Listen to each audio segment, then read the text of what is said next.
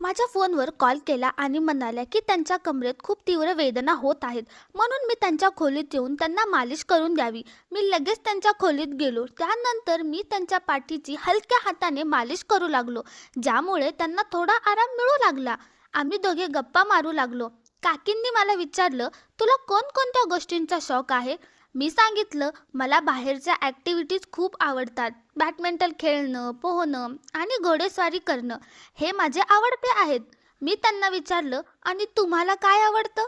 त्यावर त्या पण त्यांच्या आवडीनिवडी सांगू लागल्या. अचानक त्या उठून बसल्या आणि म्हणाल्या, मलाही घोडेस्वारी आवडते. मी हसत म्हणालो, अरे वा, खूप छान. पण मग त्यांनी माझ्याकडे एक विचित्र नजरेने पाहत म्हटलं, आणि मग त्यांची ती विचित्र पाहिलं ते पाहून मी थोडा घाबरलो. माझ्या अंगावर शहारे आले. आमच्यामध्ये एक अजीब शांतता पसरली. काही क्षण आम्ही दोघेही एकमेकांकडे बघतच राहिलो. माझी काकी वयाने कमी आणि खूपच सुंदर होता. त्यांच्या अशा बोलण्याने माझ्या मनात एक वादळ उठलं गेलं. आणि माझं नाव आशिष आहे. मी 17 वर्षाचा देखणा मुलगा आहे. मी माझ्या आई वडिलांचा एकुलता एक मुलगा आहे. माझं शाळेचं शिक्षण संपल्यावर बाबा माझ्यासाठी चांगलं कॉलेज शोधू लागले. त्याच दरम्यान दुसऱ्या शहरात राहणाऱ्या माझ्या काकांचा बाबांना फोन आला. त्यांनी सगळ्यांची कुशल विचारपूस केली आणि मग अशी बातमी सांगितली की आम्ही सगळे थक्क झालो. त्यांना सांगितलं की त्यांनी दुसऱ्यांदा लग्न केलं आहे. खरं तर माझ्या काकाचं लग्न 4 वर्षापूर्वी झालं होतं, पण लग्नानंतर काही महिन्यातच काका आणि काकी यांच्यात खूप भांडण सुरू झालं. घरच्यांनी दोघांना समजवण्याचा प्रयत्न केला, पण काकी काकांसोबत राहायला तयारच नव्हत्या. शेवटी त्यांनी घटस्फोट घेतला आणि निघून गेल्या.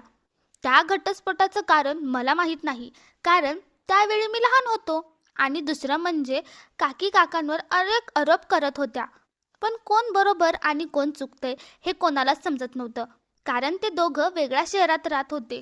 जेव्हा काकांनी ठाम सांगितलं की त्यांना आता तिच्यासोबत राहायचं नाही, तेव्हा घरच्यांनीही त्यांचा निर्णय मान्य करावा लागला आणि ते दोघं वेगळे झाले. काका सौदी अरेबियात नोकरी करत होते, पण ते वेळोवेळी घरी येत असत. बाबा माझ्यासाठी कॉलेज शोधत होते. तेव्हा काकांनी फोनवर सांगितलं, आमच्या शहरात खूप चांगली कॉलेजेस आहेत, म्हणून आशिषला इथेच पाठवा. आणि तसं मी त्याला इथे बोलवणारच होतो, कारण माझं नवीन लग्न झालं आहे आणि मी माझी पत्नी हिला या शहरात एकटी सोडून जाऊ शकत नाही. जर आशिष इथे आला तर कॉलेजमध्ये प्रवेश घेतला आणि आमच्याकडेही राहील, तर ते दोघांसाठीही चांगलं होईल. मला एकटी राहणार नाही आणि मला निर्धास्तपणे सौदीला परत जाता येईल. बाबांनाही ही गोष्ट योग्य वाटली आणि त्यांनी ठरवलं की मी काकाकडे राहायला जाऊन शिक्षण घेईन. पुढच्याच आठवड्यात मी काकाच्या घरी पोहोचलो. काका मला पाहून खूप आनंदी झाले. ते म्हणाले, तुझ्या आल्याने मला आता कोणाचीच चिंता राहणार नाही. चल, तुला तुझ्या काकीला भेटवतो. ती पण तुला भेटायला खूप उत्सुक आहे. मी तिला तुझ्याबद्दल सांगितल्यापासून ती तुझी आतुरतेने वाट पाहते. आधी ती बेचैन होती की मी गेल्यावर ती एकटी कशी राहील, पण जेव्हा मी तिला सांगितलं की तू खूप हसतमुख आणि बोलका आहेस, तेव्हा ती खूप खुश झाली, कारण तीही अगदी तशीच आहे, हसरी आणि बोलकी. मी काकाच्या घरात गेलो आणि जसे दार उघडलं, माझ्यासमोर काकी उभ्या होत्या. त्यांना पाहून मी थक्क झालो. त्या काकाच्या अर्ध्या वयाच्या दिसत होत्या, जास्तीत जास्त 18 वर्षाच्या. त्यांच्या सौंदर्याला शब्दच नव्हते. त्यांच्या अंगकाठी आणि चेहऱ्यावरचे तेज असा होता की कोणत्याही चित्रपटातील नायिकेला फिका पाडेल. त्यांच्या लांब काळ्या दाट केसांवर वारा खेळत होता. मी त्यांना पाहतच राहिलो, डोळे झपकवायलाही विसरलो. मला विश्वासच बसत नव्हता की या माझ्या नव्या काकी आहेत. मी त्या क्षणी स्वप्नांच्या दुनियेत हरवून गेलो होतो. तेवढ्यात काकांनी मला भानावर आणत म्हणाले, काय झालं आशिष, ही तुझी काकी आहेत, भेटणार नाहीस का? मी पटकन नमस्कार केला आणि घरात शिरलो. काकी माझ्यासाठी चहा पाणी आणायला गेल्या, पण माझं लक्ष मात्र वारंवार त्यांच्या दिशेने जात होतं. मला अजूनही हे पचत नव्हतं की माझे सुमारे 35 वर्षाचे काका एका 18 वर्षाच्या मुलीशी लग्न करून बसले आहेत. मी मनात विचार केला की कदाचित काकीचं वयही जवळपास तसंच असेल, पण त्यांनी स्वतःची इतकी चांगली काळजी घेतली आहे की त्या अगदी तरुण दिसतात. जे काही असं ना, पण माझे काका खूप नशीबवान आहेत. ज्याप्रमाणे काकांना दुसऱ्या लग्नात एवढ्या सुंदर पत्नी मिळाल्या होत्या, ते खरंच त्यांचं नशीब होतं. चहा नाश्ता झाल्यावर काका आपली बॅग पॅक करू लागले. त्यांनी मला सांगितलं की ते उद्या सकाळच्या फ्लाईटने सौदीला जाणार आहेत. त्यानंतर त्यांनी मला एक यादी दिली आणि म्हणाले, यात या शहरातील सगळ्या कॉलेजांची नावं आहेत. तू यापैकी कोणत्याही कॉलेजमध्ये प्रवेश घेऊ शकतोस. हे ऐकून मी खूप आनंदी झालो. यानंतर काका म्हणाले, आशिष, मी तुझ्या काकींना इथे तुझ्या भरोशावर ठेवून जातोय. आणि अजून एक गोष्ट, काही दिवसांपूर्वी त्या जिन्यावरून पडल्या होत्या. त्यामुळे त्यांच्या शरीराच्या अनेक स्नायूंना ताण आला आहे. डॉक्टरांनी सांगितले की पुढचे काही महिने त्यांना वेळोवेळी अंगदुखी होईल आणि यात त्यांना त्रास होईल. म्हणूनच त्यांचं थोडं लक्ष ठेवा. गरज पडल्यास त्यांना डॉक्टरकडे घेऊन जा. त्याशिवाय त्या तुला घरातली काही कामं सांगतील तर ते काम नक्की कर. कारण इथे त्यांचा एकमेव आधार तूच आहेस. मी काकांना सांगितलं, तुम्ही काळजी करू नका. मी काकीचं नीट लक्ष ठेवेन. त्यांना काही कमी पडू देणार नाही. दुसऱ्या दिवशी सकाळी काका सौदीला निघून गेले आणि आता मी आणि काकी दोघंच त्या घरात एकटे राहिलो.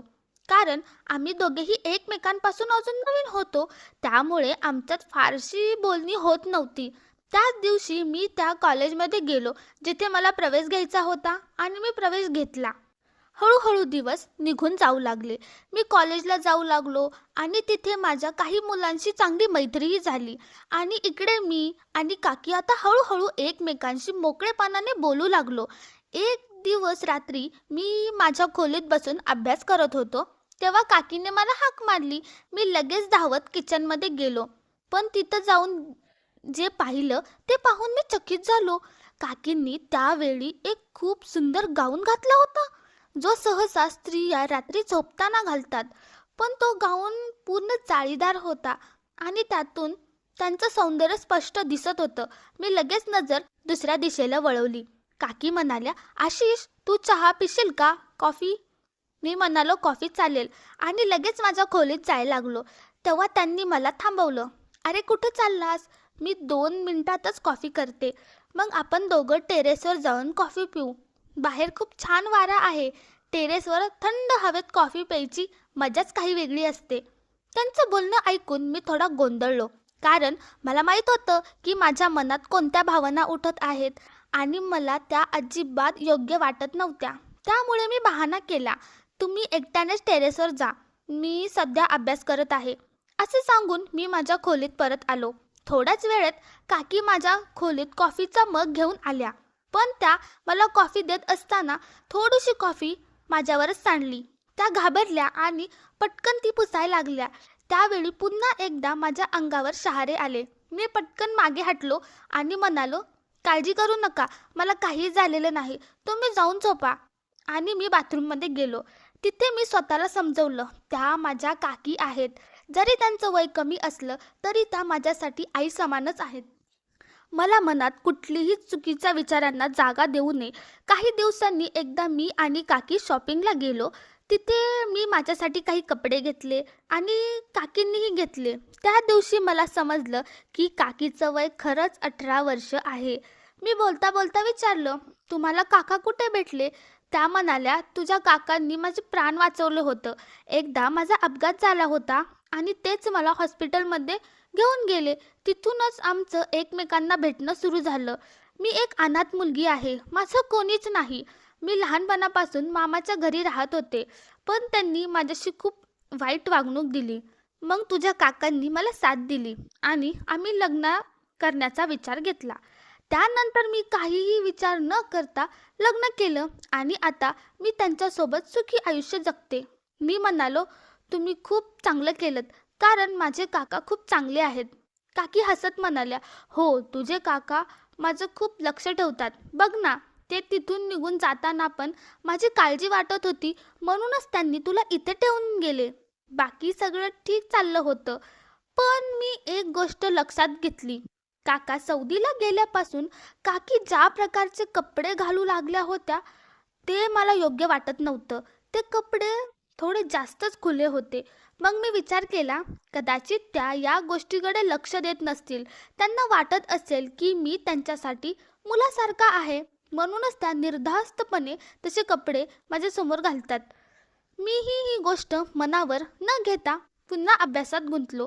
दरम्यान माझ्या कॉलेजमधलंही प्रॅक्टिकल सुरू झालं, ज्यात आम्हाला प्रोजेक्ट तयार करायचे होते. माझ्या मित्राने ठरवलं की तो माझ्या घरी येऊन प्रोजेक्ट करेल, कारण त्याच्या घरी खूप गोंधळ असायचा आणि शांतपणे काम होऊ शकत नव्हतं. माझ्या घरी फक्त काकी होत्या, इतर कोणीही नव्हतं. त्यामुळे माझा मित्र अमन रोज कॉलेजनंतर माझ्यासोबत घरी येऊ लागला आणि आम्ही प्रोजेक्टवर काम करू लागलो. हळूहळू त्याची ही काकीशी ओळख वाढली आणि काकी आमच्या प्रोजेक्टमध्ये मदतही करायला लागल्या. मला काकूचा स्वभाव खूप आवडायचा. माझा मित्र जेव्हा जेव्हा घरी यायचा तेव्हा काकी त्याच्यासाठी खूप छान नाश्ता करून ठेवायची. त्यामुळे तो काकीचं खूप कौतुक करायचा की तुझी काकी तर कुठूनही तुझ्याशी किंवा माझ्याशी भेदभाव करत नाही. उलट आता तर असं वाटतं की ती तुझी काकी नाही, तर आपल्या कॉलेजमधली एखादी मैत्रीण आहे. बोलता बोलता माझ्या मित्राने काकीला विचारलं, तुम्ही कुठपर्यंत शिक्षण घेतलं आहे? हे ऐकून काकीचा चेहरा उतरला. त्यांचा उदास चेहरा पाहून आम्ही विचारलं, काय झालं? त्यांनी सांगितलं, माझ्या मामा मामींनी कसं बसं 12वी पर्यंत शिकू दिलं. त्यानंतर त्यांनी सरळ सांगितलं की माझ्या शिक्षणावर ते आणखी पैसे खर्च करणार नाहीत, म्हणून मला हवं असूनही पुढचं शिक्षण घेता आलं नाही. मी काकीला म्हणालो, पण आता जर तुमच्यासोबत असं काही नाही, अजून तुमचं वय काही जास्त नाही, तुम्ही हवं असेल तर पुन्हा शिक्षण सुरू करू शकता. मला वाटतं नाही की काका यासाठी काही हरकत घेतील. माझ्या कॉलेजमध्येच प्रवेश घ्या ना. हे ऐकून माझा मित्रही खूप खुश झाला. तो म्हणाला, हो, तुम्हीही आमच्याच कॉलेजमध्ये या. मग आपण तिघं एकत्र मजा करू आणि अभ्यासही मनापासून करू. काकी हसत म्हणाली, मी नक्की असं केलं असतं, पण मला काही दिवसांपूर्वीच दुखापत झाली आहे. त्यामुळे अचानक शरीरात वेदना सुरू होतात, म्हणून रोज कॉलेजला जाणं शक्य नाही. शिवाय आता माझे लग्न झाले, घराची जबाबदारी आहे आणि पुढे मुलं झाली तर कॉलेज आणि मुलं दोन्ही कसं सांभाळू? रोज कॉलेजला जाणं माझ्या बसचं नाही. हे ऐकून मी आणि माझा मित्र दोघेही विचारात पडलो. मग मी काकीला म्हणालो, मग तुम्ही असं करा, डिस्टन्स लर्निंगचा पर्याय घ्या. अशा अनेक कॉलेजमध्ये घरबसल्या शिक्षण घेता येतं. माझं बोलणं ऐकून काकी आणि अमन दोघांच्या चेहऱ्यावर आनंद चमकला. ते म्हणाले, वाह, किती छान कल्पना दिलीस. आम्ही लगेच काकीसाठी योग्य कॉलेज शोधायला लागलो आणि थोड्याच वेळेत एक कॉलेज ठरवलं.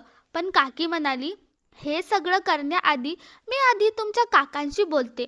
संध्याकाळी काकीने काकाशी बोललं आणि त्यांनीही आनंदाने होकार दिला. काकी शिक्षणाबद्दल खूप खुश झाली. मग ती म्हणाली, पण आशिष, मला शिकून बराच वर्षाचा काळ झाला आहे. थोडं भीती वाटतीये की घर बसल्या कसं जमेल. कॉलेजमध्ये प्रोफेसर शिकवतात, शंका विचारता येतात, पण इथे घरात मी कसं समजून घेऊ? मी काकीला म्हणालो, अहो, एवढंच आहे, तुम्ही काळजी करू नका, मी पूर्ण मदत करेन. काहीही न समजल्यास कुठल्याही वेळी मला विचारा. हे ऐकून काकी खूप आनंदी झाली. मग तिने कॉलेजमध्ये प्रवेश घेतला आणि घर बसल्या अभ्यास सुरू केला. मी तिला अभ्यासात मदत करू लागलो आणि अमनही यायचा. आम्ही तिघं एकत्र कधी फिरायला जायचो, कधी डिनरला, कधी मॉलमध्ये. आमच्यात छान मैत्री झाली होती. एक रात्री काकीने अचानक मला फोन करून तिच्या खोलीत बोलवलं. मी गेलो तर ती म्हणाली, माझ्या पाठीला खूप दुखतंय, डॉक्टरांनी हे तेल दिले, याने मालिश करायची आहे. आधी काका करत असत, पण ते आता नाही येत आणि माझा हात पाठीपर्यंत पोहोचत नाही. तू मदत करशील का? मी लगेच तेल घेतलं आणि मालिश करायला सुरुवात केली. पण न जाणे का ती मला विचित्र नजरेने पाहत होती. मला अस्वस्थ वाटलं, म्हणून मी पटकन मालिश संपून बहाणा केला की मला झोप येते आणि मी माझ्या खोलीत निघून गेलो. हळूहळू मी पाहिलं की काकी मला प्रत्येक छोट्या गोष्टीसाठी बोलवते. कधी साडीचा पल्लू नीट करायला, कधी नेकलेस बांधायला, कधी काही आणायला.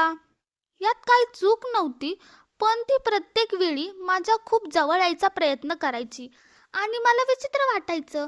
म्हणून मी तिच्यापासून थोडं दूर राहू लागलो. ती म्हणायची, मला काकी म्हणू नकोस, मला म्हण, पण मी नकार दिला. एका रात्री जोरदार पाऊस सुरू झाला. बाहेर वादळ होतं. अचानक माझ्या दरवाजावर ठोका पडला. काकी आत आली आणि म्हणाली, आज मी तुझ्या खोलीत झोपते. हे ऐकून मी डचकलो. मला वाटलं, जर ती माझ्या खोलीत राहिली तर काही होईल. मी म्हणालो, अहो, तुम्ही इतक्या मोठ्या असून सुद्धा थोड्याशा पावसाला घाबरताय. काळजी करू नका, मी बाजूच्याच खोलीत आहे. काही हवं असेल तर मला हाक मारा. पण तिने काही ऐकलं नाही आणि थेट माझ्या पलंगावर झोपली. मी काही क्षण तिला बघतच राहिलो. ती म्हणाली, काय बघतोयस, तूही इथेच झोप. मला फार विचित्र वाटलं. मी म्हणालो, मला आत्ता झोप येणार नाही, थोडा अभ्यास करतो. मी बहाणा करून बसलो आणि तिच्या झोपेची वाट पाहू लागलो. ती गाढ झोपल्यावर मी हळूच उठलो आणि सोफ्यावर झोपलो. दुसऱ्या दिवशी सकाळी काकी म्हणाली, तू सोफ्यावर का झोपलास? तू अस्वस्थ झाला का? ती खूप काळजी घेत होती. मी म्हणालो, नाही, तसं काही नाही. पण त्यानंतर मी काकीशी खूप कमी बोलू लागलो. माझं सगळं लक्ष आता फक्त अभ्यासात होतं. त्यामुळे काकी म्हणू लागली, काय रे आशिष, आता तू आधीसारखा नाही राहिलास. आता तू माझ्याशी ना बोलतोस ना फिरायला येतोस. मी म्हणालो, खरं तर माझी परीक्षा जवळ आल्या आहेत, म्हणून अभ्यास करतोय. बस म्हणूनच मी आता तुमच्यासाठी इतका वेळ काढू शकणार नाही. मला माफ करा. असं म्हणून मी माझ्या खोलीत परत आलो आणि दरवाजा आतून बंद केला. पण त्याच रात्री पुन्हा एकदा काकीने मला बोलवलं आणि म्हणाली की तिच्या पाठीला खूप दुखते, म्हणून तिची मालिश करून दे. मी जसं तिची मालिश करायला सुरुवात केली तसं थोड्या वेळात काकी अचानक बसली आणि म्हणाली, तू अजूनपर्यंत मला तुझ्या आवडीनिवडीबद्दल काही सांगितलंच नाहीस. मी म्हणालो, मला बाहेरच्या गोष्टी आवडतात, जसं प्रवास करणे, बॅडमिंटन खेळणे, पोहणे आणि घोडेस्वारी करणे. त्यावर मीही विचारलं की तुम्हाला काय आवडतं? ती माझ्याकडे थोडं विचित्र नजरेने पाहत म्हणाली, मलाही घोडेस्वारी आवडते. मी म्हणालो, वाह, म्हणजे आपली आवड एकच आहे. ती हसत म्हणाली, हो. हे बोलताना तिच्या चेहऱ्यावर जी विचित्र स्मितरेषा आली ती पाहून माझ्या अंगावर काटा आला. माझं शरीर थरथरायला लागलं. आमच्यात एक अजीब शांतता पसरली. ती काहीतरी सांगण्याचा प्रयत्न करत होती आणि मला तिचा अर्थ समजत होता. तेवढ्यात माझा संयम सुटला आणि मी रागाने ओरडलो, तुम्ही माझ्याशी अशा गोष्टी कशा बोलू शकता? माझं असं म्हणताच काकी गोंधळली आणि म्हणाली, आशिष, तू मला चुकीचं समजतो आहेस. मी म्हणालो, मला नाही वाटत मी चुकीचं समजतोय. असं म्हणून मी लगेच तिच्या खोलीतून बाहेर पडलो. मला खूप राग आला होता. काकीने असं का बोलतात? का असं नजरा दिल्या? आता तिचं वागणं मला अजिबात योग्य वाटत नव्हतं. त्या दिवसानंतर मी तिच्याशी आणखी कमी बोलू लागलो. ती मला समजवण्याचा, माझ्याशी गोड बोलण्याचा प्रयत्न करू लागली. पण मी तिला फक्त दाखवण्यासाठी मान हलवली की ठीक आहे, मी तुला माफ केलं. एक दिवस कॉलेजमध्ये माझी तब्येत थोडी बिघडली, म्हणून मी लवकर घरी आलो तर पाहतो तर काय, काकीच्या खोलीतून माझा मित्र अमन हसत होता. अमन म्हणाला होता की आज त्याला आईला दवाखान्यात न्यायचं आहे. पण तो तर इथे होता आणि काकीसोबत काय करत होता? मला आधीच काकीवर संशय होता, पण आता अमन सुद्धा आहे हे पाहून मी हादरलो. मी शांतपणे ऐकत राहिलो की ते दोघं माझा मजाक करत होते. काकी म्हणत होती, तुझा मित्र आशिष एकदम भित्र आहे. मी त्याला किती वेळा इशारे दिले, पण तो तर माझ्याशी नजरेत नजरही करत नाही. पण खरं सांगू का, तुझ्यात मला खऱ्या पुरुषासारखं काहीतरी दिसतं. अमन हसत म्हणाला, अरे सोडा त्या आशिषला, तो तर अगदी बुजरा आहे. माझ्यासोबत खुश राहा. आणि मग मी पाहिलं त्याने माझं मन सुन्न झालं. ज्या गोष्टीवर फक्त माझ्या काकांचा हक्क होता ती आता अमन सोबत करत होती. मी तिथून ताबडतोब बाहेर आलो आणि पार्कमध्ये बसलो. माझ्या डोळ्यांमधलं ते दृश्य फिरत होतं आणि मी संतापाने थरथरत होतो. मी ठरवलं की काकीचा खरा चेहरा काकासमोर आणणारच. मी लगेच काकाला फोन करून सगळं सांगितलं. तो ऐकून तो संतापला आणि 3 दिवसांनी परत येणार असल्याचं सांगितलं. पुढचे 3 दिवस मी काहीच न बोलता सामान्यपणे वागलो की काकीला काही कळू नये. 3 दिवसांनी काका परतले. त्यांनी घरात येताच काकीच्या गालावर एक जोरदार चापट मारली. काकी थक्क झाली. ती रडत म्हणाली, तुम्ही अचानक आलात आणि माझ्याशी असं का करताय? काका ओरडले, तुझी हिंमत कशी झाली आशिषच्या मित्रासोबत असं करण्याची? हे ऐकून मी हादरलो. काकीही घाबरून रडायला लागली. मला माफ करा, माझ्याकडे दुसरा मार्ग नव्हता. काका म्हणाले, पण मी तुला सांगितलं होतं की हे सगळं तुला आशिष सोबत करायचं आहे, मग त्याच्या मित्रासोबत का? मी तुला फक्त आशिषपर्यंतची मोकळीक दिली होती. हे ऐकून तर माझ्या पायाखालची जमीनच सरकली. काका पुढे म्हणाले, तू म्हणायचीस की तुझ्या सौंदर्याने कोणाचंही मन डगमळेल, पण तू तर साध्या मुलाला पण आपल्या मोहात पाडू शकली नाहीस. काकी म्हणाली, मी किती वेळा प्रयत्न केले, पण हा मुलगा माझ्यापासून दूरच राहिला. मग ती म्हणाली, जेव्हा हा माझा उपयोगाचा नाही, तेव्हा मी त्याच्या मित्राला वापरलं. हे ऐकून मला संताप आला. मी काकाला विचारलं, तुम्ही काय बोलताय? काका माझ्याकडे वळले आणि म्हणाले, आशिष, तुला माझं हे काम करावंच लागेल. तुला माझ्या घराचा वारस निर्माण करावा लागेल. कारण जर असं झालं नाही तर सगळ्यांना कळेन की मी मूल होण्यास असमर्थ आहे. माझी पहिली बायको मला सोडून गेली कारण मी तिला मूल देऊ शकलो नाही. आता मी दुसरी बायकोही गमवू इच्छित नाही. जगात माझा मान अबाधित राहावा म्हणून तू मला मूल देणारच. मी थरथरलो. काका पुढे म्हणाले, मी तुला कॉलेजमध्ये घातलं कारण मला हेच हवं होतं की तू आणि तुझी काकी जवळ यावं. माझ्या वंशाचा वारस माझ्या कुटुंबातीलच कोणी द्यावा म्हणून मी तुला निवडलं. मी रागाने म्हणालो, मी तुमच्या या नीच गोष्टीत भाग घेणार नाही आणि माझं सामान आवरायला लागलो. पण तेवढ्यात कोणीतरी माझ्या डोक्यावर जोरात मारलं आणि मी बेशुद्ध पडलो. जेव्हा मला शुद्ध आली तेव्हा मी पलंगाला बांधलेलो होतो आणि काका काकी माझ्यासमोर उभे होते.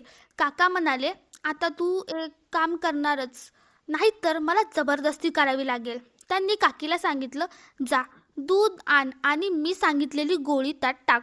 ते बाहेर गेले आणि मी बांधलेल्या अवस्थेत रडत राहिलो. माझेच काका माझ्याशी असं कसं करू शकतात? मी हातपाय हलवून दोर सैल करण्याचा प्रयत्न करत होतो, पण जमलं नाही. तेवढ्यात खिडकीतून अमन आत आला. मी थक्क झालो. त्याने मला शांत राहायला सांगितलं. माझे दोर सोडवले. मी त्याला मिठी मारली. त्याच्याबद्दल राग असूनही त्याने मला वाचवलं होतं. आम्ही खिडकीतून बाहेर पळालो. पार्कमध्ये पोचलो. तेव्हा मी धापा टाकत म्हणालो, तू इथे कसा आलास? अमन म्हणाला, मी काकीला भेटायला आलो होतो, पण ऐकलं की तुझा काका परतलाय. मी बाहेर थांबलो आणि सगळं ऐकलं. मग पाहिलं की तुझ्यासोबत काय होतंय आणि मी थांबू शकलो नाही. म्हणूनच तुला वाचवलं. मी पुन्हा त्याला मिठी मारली आणि म्हणाली, धन्यवाद. जर तू वेळेवर आला नसता तर माझं आयुष्य संपलं असतं. मी त्याच्या फोनवरून बाबांना फोन केला आणि सगळं सांगितलं. ते ऐकून ते हादरले. त्यांनी लगेच काकाशी बोलून सर्व नाती तोडली. त्यांनी म्हटलं, जर हे कुणी परक्यानी केलं असतं तर तो आत्तापर्यंत तुरुंगात असता. पण तू माझा भाऊ आहेस म्हणून मी तुला सोडतोय. मी माझं सगळं सामान घेतलं आणि दुसऱ्या शहरात जाऊन नव्या कॉलेजमध्ये प्रवेश घेतला. ज्या गोष्टी माझ्यासोबत घडल्या त्याने मला आतून हादरवलं.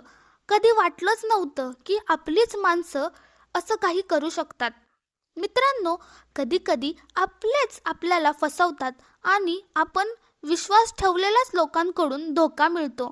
आजच्या जगात माणूस स्वतःच्या स्वार्थासाठी किती खाली उतरू शकतो याला मर्यादाच उरलेली नाही. म्हणूनच आपल्याला नेहमी सावध राहायला हवं आणि कोणावरही आंधळा विश्वास ठेवू नये. तर मित्रांनो, तुम्हाला ही कथा कशी वाटली आम्हाला कमेंट करून नक्की कळवा. आणि जर तुम्हाला ही कथा आवडली असेल तर आमच्या चॅनलला सबस्क्राईब करायला विसरू नका. Thanks for watching.